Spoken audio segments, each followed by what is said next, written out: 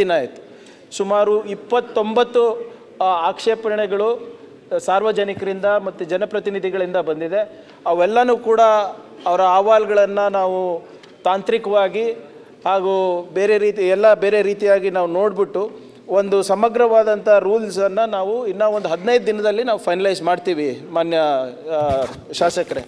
ಅದಾದಮೇಲೆ ತಾಂತ್ರಿಕವಾಗಿ ಕೂಡ ಈಗ ಮೊನ್ನೆ ಈ ಖಾತಾದು ಸ್ವಲ್ಪ ಗೊಂದಲ ಆಗ್ತಾಯಿದೆ ಅಧ್ಯಕ್ಷರೇ. ಯಾಕಂದರೆ ಸರ್ವರ್ ಸರಿಯಾಗಿ ನಾವು ಅಂದರೆ ಟೆಕ್ನಿಕಲಿ ನಾವು ಡೇಟಾಬೇಸನ್ನು ಸರಿಯಾಗಿ ಅಪ್ಡೇಟ್ ಮಾಡಿಲ್ಲ ಅಂದ್ಬಿಟ್ಟು ಸೊ ನಾವು NIC ಅವ್ರ ಜೊತೆನೂ ಕೂಡ ನಾವು ಮಾತನಾಡಿ ನಮಗೆ ಎಷ್ಟು ಜಾಗ ಬೇಕಾಗ್ತದೆ ಮತ್ತು ತಾಂತ್ರಿಕವಾಗಿ ನಾವು ಏನೇನು ಸಿದ್ಧಪಡಿಸ್ಬೇಕು ಇದಕ್ಕೋಸ್ಕರ. ಯಾಕೆಂದರೆ ಒಮ್ಮೆಲೆ ಯತ್ನಾಳ್ ಸಾಹೇಬ್ರು ಹೇಳ್ದಂಗೆ ಲಕ್ಷಾಂತರ ಜನ ಇದಕ್ಕೆ ಬಂದುಬಿಡ್ತಾರೆ. So we have to be digitally also equipped. ಅದು ನೀವು ಇಂಟರ್ನೆಟ್ ಗ್ರಾಮೀಣ ಪ್ರದೇಶದಲ್ಲಿ ಇಂಟರ್ನೆಟ್ ಇರ್ಬೋದು, ಪಂಚಾಯತ್ನಲ್ಲಿರ್ಬೋದು, ಸರ್ವರ್ ಸ್ಪೇಸ್ ಇರ್ಬೋದು ಇತ್ಯಾದಿ ಅಧ್ಯಕ್ಷರೇ. ಸೊ ಅದಕ್ಕೂ ಕೂಡ ನಮಗೆ ಮಾಡಲಿಕ್ಕೆ ಒಂದು ತಿಂಗಳು ಆಗ್ಬೋದು ಅಧ್ಯಕ್ಷರೇ. ಬಹುಶಃ ತಮ್ಮ ಮುಖಾಂತರ ಸದನಕ್ಕೆ ತಿಳಿಸೋದು ಅಧ್ಯಕ್ಷರೇ, ಈ 11B ಖಾತಾ ಮತ್ತು ಈ ಸ್ವತ್ತು ಸಾಫ್ಟ್ವೇರನ್ನು ರೆಡಿ ಆದ ತಕ್ಷಣ 1-1.5 ತಿಂಗಳಲ್ಲಿ ನಾವು ಪ್ರಾರಂಭ ಮಾಡ್ತೀವಿ ಅಧ್ಯಕ್ಷರೇ. ಅಬ್ಜೆಕ್ಷನ್ಸನ್ನು ನಾವು ಕ್ಲಿಯರ್ ಮಾಡೋಕ್ಕೆ ಮತ್ತು ರೂಲ್ಸ್ ಫ್ರೇಮ್ ಮಾಡೋಕ್ಕೆ 15 ದಿನ ಬೇಕಾಗ್ತದೆ.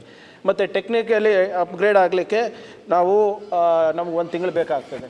ಮತ್ತು ಇನ್ನೊಂದು ದಿಶಾಂಕ ಆ್ಯಪ್ ಬಗ್ಗೆ ತಾವು ಹೇಳಿದ್ರಿ ಮಾನ್ಯ ಸದಸ್ಯರೇ. ಯಾವುದಾದ್ರೂ ತಮಗೆ ಸ್ಪೆಸಿಫಿಕ್ ಆಗಿ ಎಲ್ಲಾದರೂ ಲೋಪದೋಷಗಳನ್ನು ಕಂಡುಬಂದರೆ ನೀವು ನಮ್ಗೆ ತಿಳಿಸಿದ್ರೆ ನಾವು ಸರಿಪಡಿಸ್ತೀವಿ ಅಧ್ಯಕ್ಷ. ನಮ್ಮ ಪ್ರಕಾರ ಸರಿಯಾಗಿ ನಡೀತಾ ಇದೆ. ಸದನದ ಗಮನಕ್ಕೂ ಕೂಡ ನಾನು ತರಲಿಕ್ಕೆ ನಾನು ಬಯಸ್ತಾ ಇದ್ದೀನಿ. ಮಾನ್ಯ ಯತ್ನಾಳ್ ಸಾಹೇಬ್ರು ಹೇಳ್ದಂಗೆ ಹಿಂದೆ ನಮ್ಮ ಟ್ಯಾಕ್ಸ್ ವ್ಯಾಪ್ತಿನಲ್ಲಿ ಬರಲಾರ್ದಂಥ ಸಾಕಷ್ಟು ಆಸ್ತಿಗಳಿತ್ತು. ಕಳೆದ 2 ವರ್ಷದಲ್ಲಿ ನಾವು ನಿರಂತರವಾಗಿ ನಮ್ಮ CEO ಗಳ ಮುಖಾಂತರ ಇರ್ಬೋದು, ನಮ್ಮ EOಗಳ ಮುಖಾಂತರ ಇರ್ಬೋದು, ಹೆಚ್ಚಿನ ಆಸ್ತಿಗಳನ್ನು ನಾವು ತೆರಿಗೆ ವ್ಯಾಪ್ತಿಗೆ ತರಲಿಕ್ಕೆ ಪ್ರಯತ್ನ ಮಾಡಿದ್ದೀವಿ. ಈ ಸದನಕ್ಕೆ ನಾನು ತಿಳಿಸೋದೇನಪ್ಪ ಅಂದರೆ, ಇಡೀ ದೇಶದಲ್ಲೇ ಮೊದಲನೇ ಬಾರಿಗೆ ನಮ್ಮ ರಾಜ್ಯದಲ್ಲಿ ಅತ್ಯಂತ ಹೆಚ್ಚು ತೆರಿಗೆ ಕಲೆಕ್ಷನ್ ಆಗಿದೆ. 1237 ಕೋಟಿ ರೂಪಾಯಿ ಅಧ್ಯಕ್ಷರೇ. ಎಲ್ಲೂ ಕೂಡ ಇಡೀ ದೇಶದಲ್ಲಿ ಆಗಿಲ್ಲ ಅಧ್ಯಕ್ಷರೇ.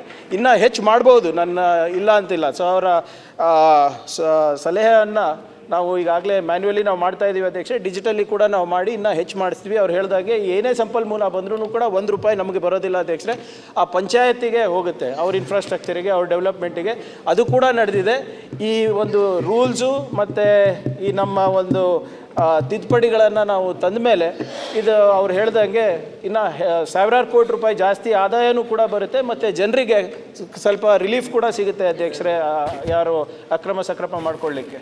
ಸೊ ಆದ್ದರಿಂದ ನಮಗೆ 1.5 ತಿಂಗಳು ಕಾಲಾವಕಾಶ ಬೇಕಾಗ್ತದೆ ಅಧ್ಯಕ್ಷರೇ. ಇದಕ್ಕೆ ನಾವು ಬದ್ಧರಾಗಿದ್ದೇವೆ ಅಧ್ಯಕ್ಷರೇ. ಈಗ ಈ ಕಾಯ್ದೆಯಲ್ಲಿ ಗ್ರಾಮ ಠಾಣೆ ವ್ಯಾಪ್ತಿಯಲ್ಲಿ ಬರುವಂಥ ನಿವೇಶನಗಳಿಗೆ, ಕಟ್ಟಡಗಳಿಗೆ B ಖಾತಾ, ಈ ಸ್ವತ್ತು ಅವಕಾಶ ಇದರಲ್ಲಿ ಇಲ್ಲ.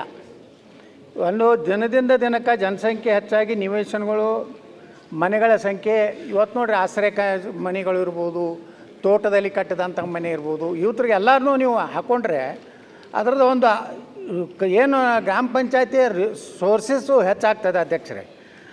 ಅದರ ಜೊತೆಗೆ ನಿವೇಶನಗಳಿಗೆ ಮನೆ ಹೊಂದಿರೋ ಕುಟುಂಬಕ್ಕೆ ಆಶ್ರಯ ಮನೆಗಳು, ದನದ ಶೆಡ್ಡು ಎಲ್ಲನೂ ಹೇಳಿದೆ ಅಧ್ಯಕ್ಷರೇ. ಅದ್ರ ಜೊತೆಗೆ ಇವತ್ತು ಏನು ಹೇಳಿದ್ರು ದಿಶಾಂಕದ ಬಗ್ಗೆ, ನೀವು ಗ್ರಾಮ ಪಂಚಾಯತಿಗಳಿಗೆ ಸೌರಶಕ್ತಿಯಿಂದ ವಿದ್ಯುತ್ ಕೊಡೋದ್ರ ಸಲುವಾಗಿ ಒಂದು ಯೋಜನೆ ಹಾಕ್ಕೊಂಡು ಇಡೀ ರಾಜ್ಯದಲ್ಲಿರುವಂಥ ಎಲ್ಲ ಗ್ರಾಮ ಪಂಚಾಯತಿಗಳಿಗೆ ಏನು ಗ್ರಾಮ ಪಂಚಾಯತ್ ನಡೆದು ಬೆಳಗ್ಗೆ 10ರಿಂದ ಸಾಯಂಕಾಲ 5 ಗಂಟೆವರೆಗೆ, ಆವಾಗ ಬಿಸಿಲಿದ್ದೇ ಇರ್ತದೆ, ಸೌರದ ಒಂದು ವಿದ್ಯುತ್ ಉಪಯೋಗ ಆಗ್ತದೆ. ಮಾನ್ಯ ಸಚಿವರು ಇದ್ರ ಕಡೆನೂ ಸೋಲಾರ್ ಇದನ್ನು ಅಳವಡಿಸೋದ್ರ ಸಲುವಾಗಿಯೂ ಸಹ ಹೆಚ್ಚಿನ ಒಂದು ಗಮನ ಕೊಡಬೇಕನ್ನುವಂಥದ್ದು ವಿನಂತಿ ಇದೆ. ಓಕೆ ಮಾನ್ಯ ಅಧ್ಯಕ್ಷರೇ, ನಾನು ಹೇಳ್ದಂಗೆ ಸಂಪೂರ್ಣವಾಗಿ ಅವರ ಸಲಹೆಗಳನ್ನು ನಾನು ಒಪ್ತೀನಿ. ಇದೇ ನಿಟ್ಟಿನಲ್ಲಿ ಕೂಡ ನಾವು ಕೆಲಸ ಮಾಡ್ತಾ ಇರೋದು. ಈ ಸ್ವತ್ತು ರಿಫಾರ್ಮ್ಸನ್ನು ಕೂಡ ಒಂದು ಸಮಿತಿಯನ್ನು ನಾವು ಮಾಡಿದ್ದೇವೆ.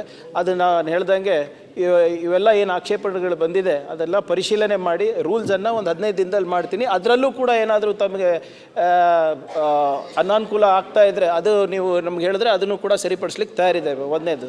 2ನೇ